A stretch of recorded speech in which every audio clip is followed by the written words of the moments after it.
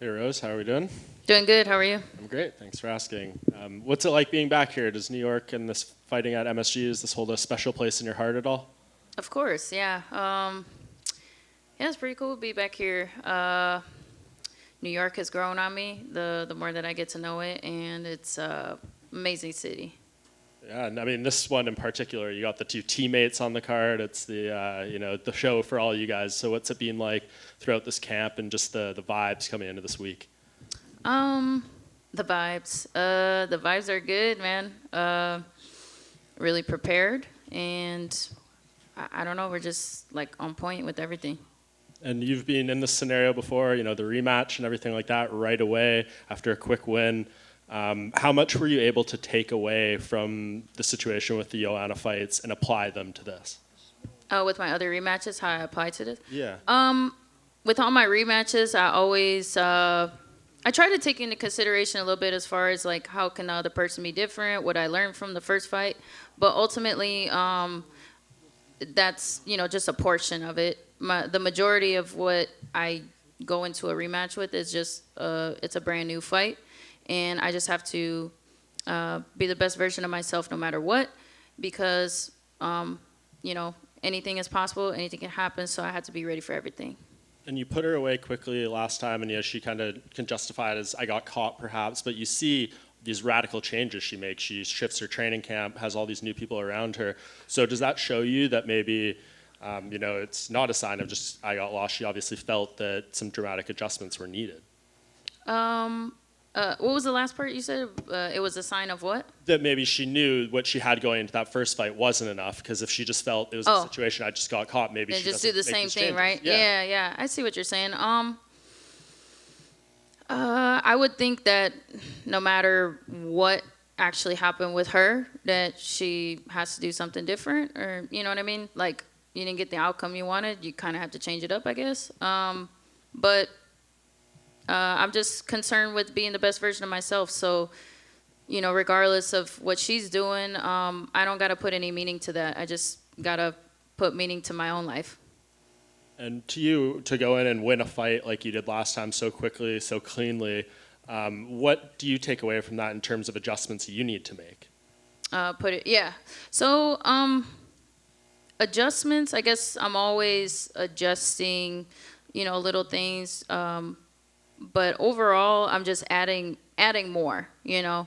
Um, Adding more skills to my arsenal, and just getting better at the ones that I do better. And obviously, you had the title reign before. You made the history of being the first two-time female champion. What's your goals for this reign? I'm sure you just want to focus on the fight, take it one at a time. But do you allow yourself to think long term? I guess it's fun to like entertain those thoughts and possibly, but one day at a time. Just because like not only I have a huge fight in front of me, but I mean, COVID and all this stuff. Like the world is crazy. Who knows what's gonna happen tomorrow? So I really just take one day at a time. And last thing for me, I asked a similar question to Kamaru about Colby, but do you look forward to this chapter in your career being over to get, 2-0? Usually there's not a third fight, and you can have her behind you and move on to different things. Is that something you're excited for? Um, no, I'm excited for Saturday night. I really appreciate Weili as a champ, or as a I guess as a former champion, as a formidable opponent. She brings a lot to the table that keeps me on my toes, and I'm really looking forward to it. And actually, one more. What does Saturday look like for you guys? Like, obviously, Trevor's going to be out there with Justin before you. Does he just hang out back there? I mean, does it change how you warm up, how you prepare, doing these back to back to back? What does that look like? I think that, well, you know, uh, back in Florida, we had Kamaru actually Kamaru and I fought on two cards together. So it's just kind of on the next level of that. I rely a lot on Pat, and he'll be holding pads for me, and then Chico, I'll be moving around with him, and then be moving around with Trevor when I can, and we'll figure it out. Rose, right here. Your last fight against Weili wasn't that long ago. She's essentially just uprooted her whole life, moved to Arizona to rework her game. How much of an improvement can you make facing the same opponent in such a short amount of time? I believe you can make a lot of improvements when you are focused on, strengthening all of the weaknesses that you have. When you're just focused on the present moment and, just realizing what's at stake, and it's my happiness, health, and safety. So I have to put that first. And regardless of what happened in the past, I have to always be improving. Rose, to your left over here. It might seem very obvious, and because of that, are you expecting Weili to come at you with a wrestling-heavy game plan in this one, or because of how obvious it is, try not to think about that? So can you say the question one more time? Do you think is it expected from you that she'll attack with her wrestling because she's been training with Henry and everything like that? I think that, what to expect is that her wrestling has gotten better. How will that translate in the fight? Who knows? I just have to be open for everything. So, yeah, but I've improved on my wrestling as well and my grappling, and so yeah, I'm ready for all that. When you studied her the first time, did you kind of find her grappling to be a little bit underrated? Because if you look at her whole career before the UFC, she grappled a lot actually and took a lot of opponents down and beat them there. Is that something you noticed ahead of time? Oh no, I regardless of what I guess the rest of the world thinks, I've studied Weili up and down, left and right, and I've always respected her grappling. She has a lot of submission wins, and I've also observed when she gets in fights that if she's losing the striking battle, she'll kind of force the clinch or force a grappling exchange. So that is, I guess, that's not a surprise to me. Yeah. And in the past, you've kind of spoken about the championship pressures being, a little heavy at times. How are we feeling now? Are those gone since you've been here, done that, or are they still always going to be there?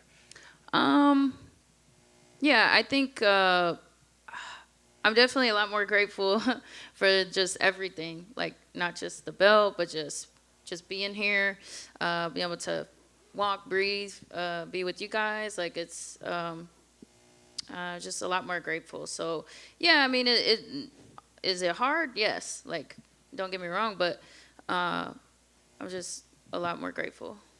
Best of luck, Rose. Thank you. Hey Rose, I want to ask you about a bit of the coaching challenge because her team also now includes Eric Albarracin, and he's obviously got Weili, but he's also got a belt going in Bellator. And he was saying it's like, it's a competition, him and Trevor Whitman, because obviously Trevor's got the 2 titles this Saturday. Do you? Who said that? Coach Eric Albarracin with Weili, Henry's old coach. Okay. Do you feel a bit of that sometimes the coaching? Do you feel like sometimes they like to outdo their tactics? Do you feel like the coaches ever get competitive on that side, on the cerebral side? I think that can happen. But I don't know. I feel like it's comparing apples to oranges, in my opinion. But I mean, I guess it's natural for all of us to go to war. Not just the fighter. So I think it's normal.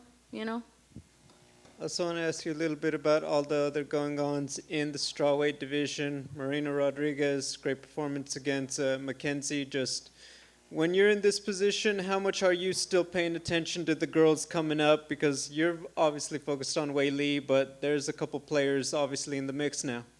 Yeah, I watched that fight. I used it as inspiration and motivation because that was a really action-packed fight. That was super exciting. It really got me pumped up to just go out there and perform myself. So, hats off to both of those ladies. It was really exciting. And then being in New York, obviously the site of, your 2 wins over Joanna. There's a lot of talk about, what's going on with negotiations and all that. Do you see her coming back to the title picture if and when she does compete again? I mean, yeah, Joanna and I have had our rivalry and stuff, but I'm a huge fan of hers, so I would hope, maybe one day that happens. But if not, I ultimately believe she's gonna do what's best for her in her life. So yeah, but I'm always gonna be excited to watch her fight or fight her myself. I asked you guys this back in Jacksonville, and I'd just like to ask you ahead of time. You, Kamaru, and Justin win. Whose after party does Trevor Whitman go to? Well, I mean, I'm always low key, so I would, and I feel like Trevor's pretty low key as well. So I guess, you know, if he probably gonna be tired. He probably might just go to his room and pass out. Thank you. Rose over here on your right. Yeah. You've previously stated that you thought that earning the belt was the ultimate goal, and once you won it the first time around, you'd felt like you made it. Now that you no longer stand by that, what is the pinnacle that you're striving for in your career? To just live every day to the fullest, If the belt comes along with that, great. And then if not, then I'm going to be gardening or farming, So it's really just enjoying every moment and doing the best that I can with what I got where I'm at. So is it fair to say that you're more process-oriented now than maybe goal-oriented like in the past? You 100%. Yeah. All right, Yeah. thanks, Rose. Thank you. Hi, Rose. Hey.